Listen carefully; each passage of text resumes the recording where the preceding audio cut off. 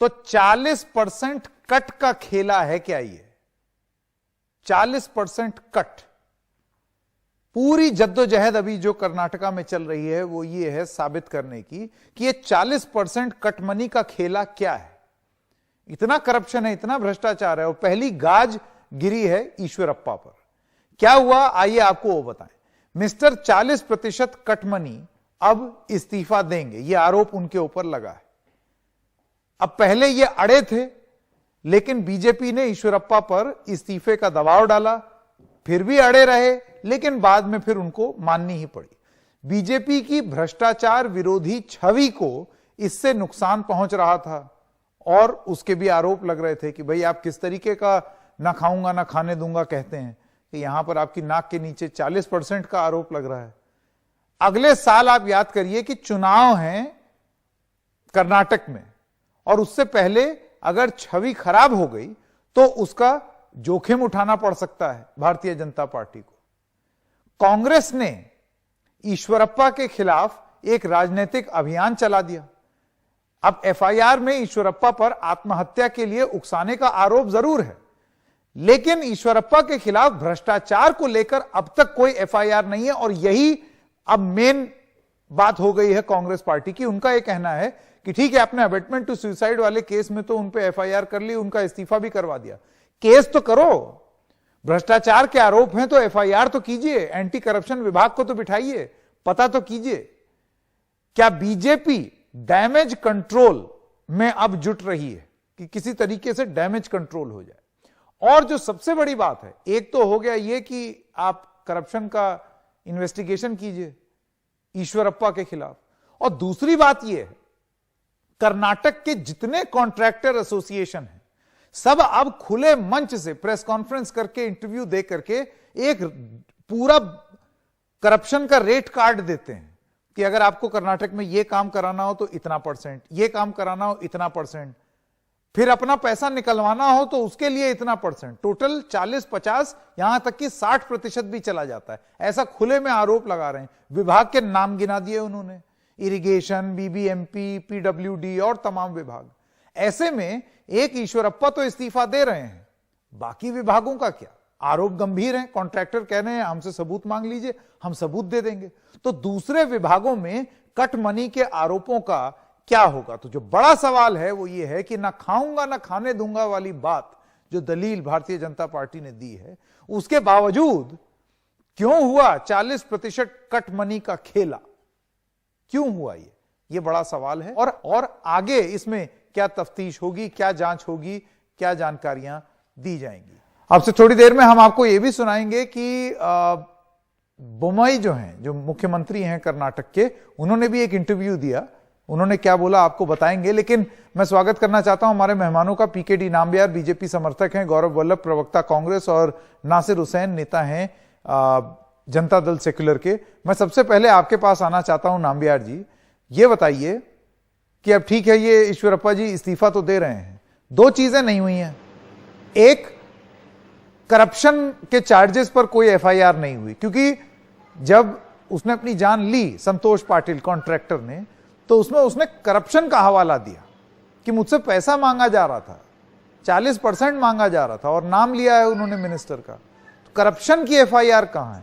और दूसरी बात, सारे कॉन्ट्रैक्टर्स लगभग सारे विभागों में यही आरोप लगा रहे हैं, तो समूची करप्शन पर जांच कहां है? वरना तो ये खाना पूर्ति में गिनी जाएगी। संकेत जी, मैं बिल्कुल आपसे सहमत हूं कि करप्शन आज के जमाने का पॉलिटिक्स में, गवर्नेंस में, और जिस तरह का जो राजनीति 2014 के बाद जो नरेंद्र मोदी जी ने सामने रखा है, उस तरह का राजनीति में करप्शन का कोई मैं तो कहता हूं कि बिल्कुल गुंजाइश ही नहीं है। तो मैं ये भी देखता हूं कि 2014 से देखोगे तो अब अगर आपने बड़ा मुश्किल से भी एक भी ऐसे कोई करप्शन चार्जेस कोई बड़े नेता के ऊपर या कहीं पे भी ऐसे कुछ खास अभी तक ऑपोजिशन भी लेके भी नहीं आ पाया। नाउ कमिंग टू ईश्वरप्पा, तो मैं तो यह समझता हूं कि पहली बात तो यह है कि गवर्नमेंट कितनी सीरियस है इस मामले में। 2 दिन के अंदर ही या तीसरे दिन में ही एफआईआर दर्ज किया, मंत्री होने के बावजूद उनके ऊपर वो एक्यूज नंबर 1 करके उनको रखा गया। उसके बाद ये जो बहुत सारा जो एलिगेशन है, ये तो मैं समझता हूं कि कर्नाटक के अंदर, मैं खुद एक एजेंसी चलाता था कर्नाटक के अंदर या बेंगलुरु के अंदर, कमीशन का दौड़ जरूर है, ये पॉलिटिशियन का नहीं है, प्यूरा ब्यूरोक्रेसी है। मैं तो कह रहा हूं कि मैं 5 साल पहले ही बंद करके आ गया कि बिकॉज मुझे लगता है कि उधर में काम करने से कोई फायदा नहीं है। तो ये सच्चाई है, चाहे वो कोई भी पार्टी हो, उस टाइम पे मे भी कांग्रेस का पार्टी हो। इसका मतलब ये नहीं कि कांग्रेस चाहने से तुरंत बीजेपी आने से पूरा सफाई हो गया करप्शन, ये तो मैं भी नहीं मानता। एक सेकंड नामबिहार जी, आपने ये जो पूरी दलील दी है उससे ऐसे लगता है कि हमको बहुत ही कृतज्ञ और आभारी होना चाहिए इस बात के लिए कि एक अबेटमेंट टू सुसाइड में एक एफआईआर हो गई जिसमें मुख्य अभियुक्त नाम नंबर 1 ईश्वरप्पा जी हैं। ऐसा है, ये जो कॉन्ट्रैक्टर है ये बहुत समय से चिट्ठी लिख रहा था, एक के बाद एक चिट्ठी लिखता चला गया, और क्योंकि कार्रवाई नहीं हुई या कार्रवाई में विलंब हुई, इस वजह से उसने अपनी जान दी। तो आपकी ये दलील कि हमने एकदम तुरंत चटपट कार्रवाई कर ली, नहीं की ना, की होती तो वो मरता नहीं। संकेत जी, आप इसमें थोड़ा सा आप गलत कह रहे हैं कि पिछले 3-4 दिन से मैं भी बहुत सारे अलग अलग चैनलों में या अलग अलग संवाद सुन रहे थे या पार्टिसिपेट किया। ये काफी सारे इस मामले के अंदर अगर जो भी ठीक समझ कर देखोगे, वर्क ऑर्डर नहीं है, उन्होंने काम किया। ऐसे कोई सरकारी जगह पे काम होते हैं क्या कि आपको बिना वर्क ऑर्डर मिलते हुए आप 4 मेरे कॉन्ट्रैक्टर से बात हुई है, उन्होंने बोला है कई बार ऐसा मौखिक रूप से ऑर्डर दिया जाता है। होता है। और दूसरी बात, ये एक दूसरी बात, 40% अगर, जो अभी पिछले कुछ दिन से तो 40% की बात चल रहा है, 40% का अगर कट के साथ कोई भी कॉन्ट्रैक्टर काम करते हो तो बेंगलुरु या कर्नाटक के सड़क के ऊपर तो आप और मैं तो चल ही नहीं सकता। हाँ, तो इसीलिए गड्ढे हैं उन सड़कों में, सीधी सी बात है। कैसी सड़क बन रही है भगवान ही जाने। लेकिन ये आरोप कॉन्ट्रैक्टर लगा रहे हैं। राजनीतिक रूप से तो आप ठीक है आरोप कांग्रेस पर लगा सकते हैं, लेकिन कॉन्ट्रैक्टर्स को क्या बोलेंगे। गौरव वल्लभ हमारे साथ हैं, एक बार उनका भी बयान ले लें। वल्लभ साहब, आपने सुना पीकेडी नामबिहार जी का क्या कहना है? उनका कहना है कि देखो खट से एफआईआर हो गई, कितना एकदम त्वरित कार्रवाई कर ली बीजेपी ने, करप्शन के खिलाफ जीरो टॉलरेंस। लेकिन जो 2 मुख्य मुद्दे हैं वो अभी भी बने हुए हैं। मुद्दा नंबर 1, करप्शन पर जांच नहीं हुई है ईश्वरप्पा जी की अभी तक, और मुद्दा नंबर 2, बाकी विभागों का क्या? संकेत जी, आपने आज तक ये सुना होगा कि हम कोई रेस्टोरेंट में या दुकान में जाते हैं तो लिखा रहता है चाय 5 रुपए, समोसा 15 रुपए, ब्रेड पकोड़ा 20 रुपए। पर कर्नाटक में एक रेट कार्ड है कि इतने करोड़ का ठेका चाहिए तो 42% कट, इतने का चाहिए तो 45% कट, इतने का चाहिए तो 40% कट। और ये मैं नहीं कह रहा, वहां के कॉन्ट्रैक्टर एसोसिएशन के अध्यक्ष कह रहे हैं, और मुख्यमंत्री ने अभी तक उसका कोई जवाब नहीं दिया। अगर मुख्यमंत्री दूध के धुले होते तो अभी तक उनके खिलाफ वो केस दर्ज करा देते और उनसे हट जाने का केस दर्ज कराने की बात करते, पर मुख्यमंत्री मौन रूप से स्वीकार कर रहे। 3 बातें हैं संकेत जी। नंबर 1, मैं कहूंगा ईश्वरप्पा जी का जो स्टेटमेंट है या जो उनका कथन है, it is too little too late. Why I am saying बहुत कम बहुत देरी से, ऐसा क्यों कह रहा हूं?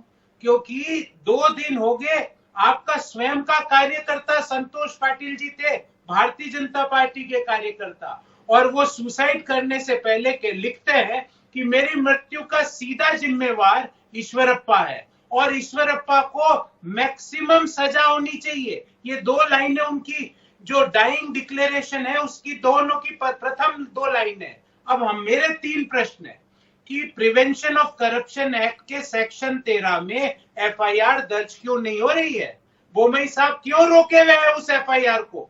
पुलिस को क्यों वो एफआईआर दर्ज कराने से रोका जा रहा है? अरे आज तो बाबा साहब अम्बेडकर की तिथि है, आज हम उनकी जयंती मना रहे हैं, क्यों रोका जा रहा है? आप बता दीजिए। संविधान की आप संविधान क्यों रोका जा रहा है? रोका इसलिए जा रहा है क्योंकि जैसे ही उसमें एफआईआर दर्ज होगी ईश्वरप्पा गिरफ्तार हो जाएगा। उसको गिरफ्तार करने से बचाया जा रहा है क्योंकि ये 40% का जो खेला है ना, इसमें लाभार्थी बहुत है। लाभार्थी बेंगलोर कर्नाटक में ही नहीं है, दिल्ली तक के लोग लाभार्थी है उसके। खुल के आरोप लगाइए गौरव वल्लभ जी। जी, आरोप नहीं लगा रहा हूं, नहीं, किस जैसे अगर आप कुछ कह रहे हैं, कौन है दिल्ली में या कर्नाटक में कौन है? मैं बताता हूं ना। अगर आप उन सारे चीजों के आप नाम जानना चाहते हो तो हमने दूसरी मांग करी है कि हाई कोर्ट के सिटिंग जज की निगरानी में एक एसआईटी का गठन हो और मुख्यमंत्री कार्यालय कर्नाटक से लेकर राज्य मंत्री के कार्यालय तक सबकी जांच हो, क्योंकि कर्नाटक आप कह रहे हैं कि सीएमओ की भी जांच हो, चीफ मिनिस्टर्स ऑफिस की भी जांच हो। बिल्कुल नहीं, आरोप क्या है कि वो भी कट ले रहे हैं? मैं बता रहा हूं क्योंकि कॉन्ट्रैक्टर्स एसोसिएशन के प्रेसिडेंट कहते हैं कि सीएमओ 5% का स्पेशल कट लेता है। ये मैं नहीं कह रहा, मेरी बातों पे विश्वास मत कीजिए। कर्नाटक के कॉन्ट्रैक्टर्स एसोसिएशन के अध्यक्ष कहते हैं मुख्यमंत्री का एक विशेष 5% का कट होता है। जैसे नामबिहार में आपके पास आना चाहता हूं। देखिए, कॉन्ट्रैक्टर्स एसोसिएशन के लोग अगर इतना गंभीर आरोप लगाएं कि ईश्वरप्पा तो छोड़ दीजिए, सीधा मुख्यमंत्री कार्यालय में 5% कट जा रहा है, ये कैसा राज्य है? और इसे आपको लगता है कि इस तरीके की बातें जब एक कर्नाटक जैसे राज्य में, भाजपा शासित राज्यों में होगी तो आपके लिए बड़ी मुसीबत हो जाएगी? प्रधानमंत्री किस मुंह से बोल पाएंगे ना खाऊंगा ना खाने दूंगा? पहली बात तो ये कि कर्नाटक तो लोग खा भी रहे हैं और बट भी रहा है रेट कार्ड के हिसाब से, ऐसा आरोप है। संकेत जी, कर्नाटक में हो, राजस्थान में हो, पंजाब में हो, कहीं पे भी करप्शन जैसे मैंने कहा कि बिल्कुल एक्सेप्टेबल नहीं है। दूसरी बात तो जेनरिक बात कर दी आप कर्नाटक के। आप मुझे बताइए, करप्शन पर इन्वेस्टिगेशन होनी चाहिए कि नहीं होनी चाहिए? बिल्कुल, मैं कहता हूं आपको, जो कॉन्ट्रैक्टर एसोसिएशन का जो प्रेसिडेंट है उसके पूरी तरह से इंटरव्यू में, मेरे साथ एक पैनल में भी हम लोग चर्चा में भी था। आप एक बात बताओ, उनकी बातों में कहीं पे भी विश्वास नहीं कर सकते। एक तो ऐसा क्लियरली समझ में आते कि एक पॉलिटिकल नेता की तरह वो बात कर रहे, एलिगेशन दे रहे, और वो उनको, अरे भाई, कॉन्ट्रैक्टर को दिन रात आपसे काम, एक सेकंड, जो मेरा विवेक मुझे बताता है, एक कॉन्ट्रैक्टर को दिन रात सरकार से काम होता है, वो सरकार के खिलाफ क्यों जाएगा? मैं आपसे एक, वो तो आपकी जी हुजूरी करेगा। कोई आप एक बात समझ लो, अगर 40% कटे, उन्होंने तो ये भी बोला 40 भी नहीं है, उन्होंने बोला 43% तक जाता है, कभी कभी 45% जाता है। अगर 45% या 40% जो कट है तो वो कैसे काम कर सकते हैं? तो ये पूरा कॉन्ट्रैक्टर एसोसिएशन का जो प्रेसिडेंट है, उनको आप देखिए ना, शायद यही तो वजह नहीं है जिसकी वजह से वो खुले में आ रहे हैं।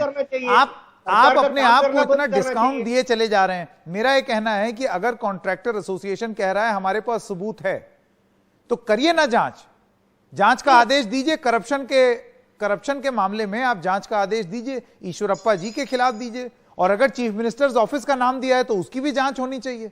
आप सोचिए कि ऐसे ही कोई चीफ मिनिस्टर के दफ्तर के खिलाफ आरोप लगा देगा, वो कह रहे हैं हम सबूत देने को तैयार हैं। संकेत जी, मैं तो बहुत क्लियरली बता देता हूं कि कोई भी आरोप हो उसके ऊपर इंक्वायरी हो, बट वो पॉलिटिकल मोटिवेटेड एलिगेशंस के ऊपर नहीं होना चाहिए। मैं आपके ऊपर आरोप करूं या वो कांग्रेस वाला और किसी के ऊपर आरोप करूं, सीधी सी बात है, जब जांच होगी तो उसी में सामने आएगा, वरना हम और आप या आप और गौरव वल्लभ जी तो एक दूसरे के ऊपर आरोप ही लगा देंगे।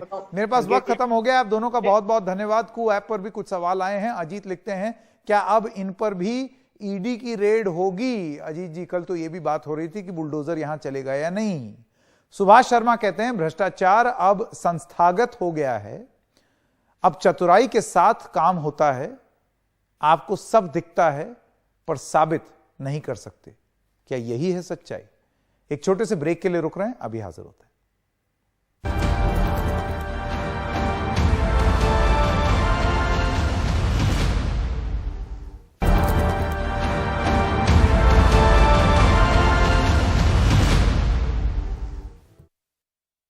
No, see, now yesterday the postmortem is over. There is a preliminary inquiry is going on.